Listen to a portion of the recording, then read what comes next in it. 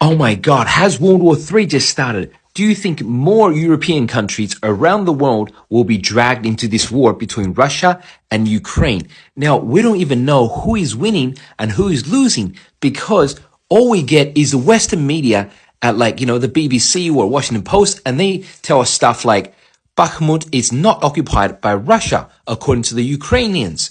We only get the Ukrainians' point of view, and we don't know what's going on. Well, from the other sources that are not Western news reports, it seems like Russia has taken the key city of Bakhmut. What is actually happening in this war?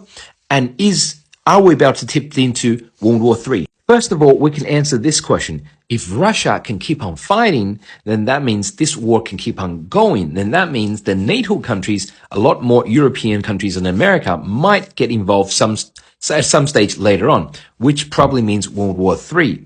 Now, how could Russia keep on going? It's because all the sanctions against them are kind of working, but Russia hasn't collapsed yet economically. See, this is the ruble, their currency, which has basically collapsed like 50%, right, at the start of the war, and then instantly rebounded, right?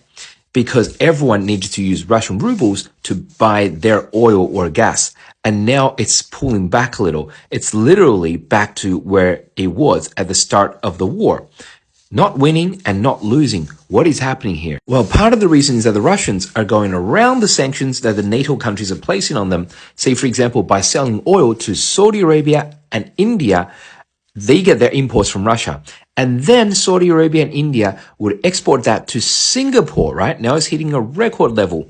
And then Singapore would export that to Europe again. So it's basically still Russian oil, but they're just going all the way around the loop, and except with more middlemen, and it's more expensive, and Russia is still making a lot of money. That's why their ruble, their currency, is still doing so well. But the really big strategic backer that Russia has found is, of course, China. Now, China and Russia are doubling down on their bilateral relations. They don't call them allies, but here's the thing.